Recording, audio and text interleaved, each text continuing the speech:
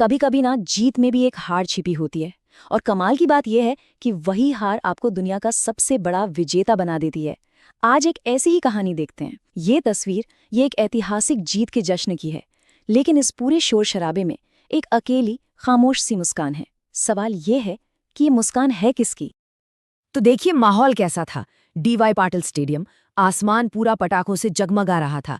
चारों तरफ बस नीली जर्सी, तिरंगे में लिपटे खिलाड़ी एक दूसरे को गले लगा रहे हैं, खुशी के आंसू हैं, भारत माता के जय के नारे गूंज रहे हैं, मतलब पूरा देश झूम रहा था। लेकिन इसी जश्न के बीच में कैमरा अचानक एक व्हीलचेयर पर जाकर रुक जाता है, और वहां उस शोर के बिल्कुल बीच में एक अजीब सा सन्नाटा था। ये थी प्रतिका रावल। इस टीम की कह सकते हैं धड़कन थी वो। पूरे टूर्नामेंट में भारत की सबसे भरोसेमंद ओपनर।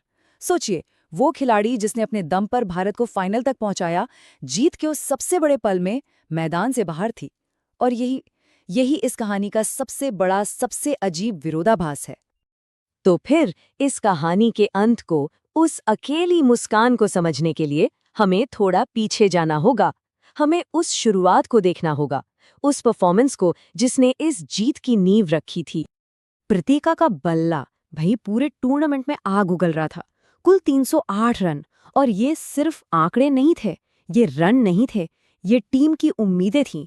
उनका बनाया हर एक रन ना जीत की गारंटी बनता जा रहा था। और उनकी सबसे यादगार पारी वो आई न्यूजीलैंड के खिलाफ। 122 रन, क्या पारी थी वो, जिसे क्रिकेट की दुनिया हमेशा याद रखेगी।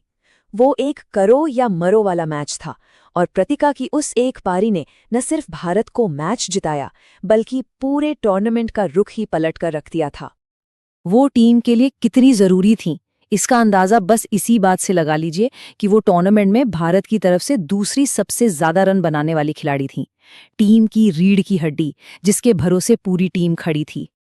पहले मैच में 76 रन से लेकर ग्रुप स्टेज के आखिर तक उनका हर एक योगदान टीम को जीत के बस एक कदम और करीब ले जा रहा था। असल में उन्होंने ही तो टीम को जीत की पटरी पर चढ़ाया था। लेकिन कहते हैं ना, किस्मत को कभी-कभी कुछ और ही मंजूर होता है। और अब कहानी एक ऐसे मोड़ पर आती है, एक ऐसे पल पर जिसने सब कुछ बदल कर रख दिया। मैच था बांग्लादेश के खिलाफ, ग्रुप स्टेज का आखिरी मैच। और विडंबना देखिए, भारत पहले ही क्वालिफाई कर चुका था। बस एक मामूली सा सिंगल लेने की कोशिश, और प्रतिका का टखना बुरी तरह मुड़ गया। एक बिल्कुल आम सा दिखने वाला पल एक भयानक नतीजे में बदल गया। और फिर डॉक्टरों का फैसला आया। कम से कम 2 हफ्ते का आराम। मतलब बिल्कुल साफ था, जिस वर्ल्ड कप के लिए उन्होंने अपनी पूरी जान लगा दी, उसी के सेमीफाइनल और फाइनल से वो बाहर हो गईं। वो खेल ही नहीं सकती थी।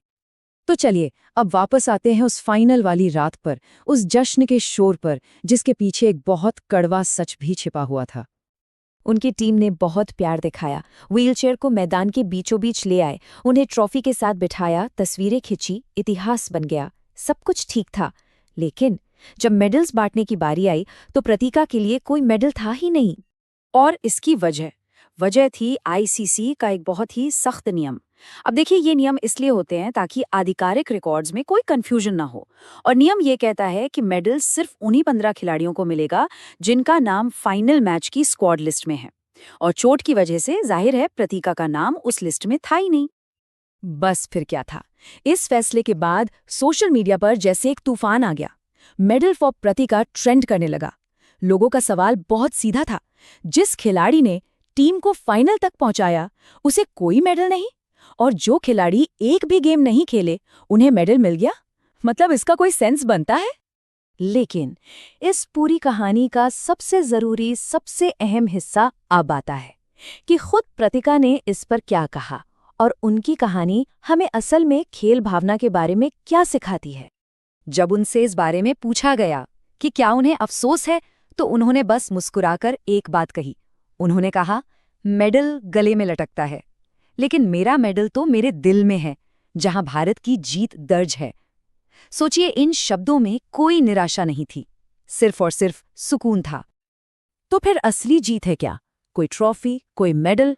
नहीं, असली जीत है आंसुओं के बीच उनकी वो अकेली मुस्कान। असली जीत है मैदान के बाहर से टीम के हर चौके पर उनकी वो ताली असली जीत है, टीम के सपने के लिए उनका वो त्याग और जीत को एक बिल्कुल नई परिभाषा देना। तो आखिर में ये कहानी हमें एक सवाल के साथ छोड़ जाती है कि असली विजेता कौन है, वो जो ट्रॉफी उठाता है या वो जो करोड़ों दिल जीत लेता है। प्रतीका रावल शायद आधिकारिक तौर पर वर्ल्ड चैंपियन ना कहलाएं, लेकिन एक बात पक्की है, लाखों करोड़ों दिलों में वो हमेशा हमेशा के लिए हिंदुस्तान की चैंपियन रहेंगी।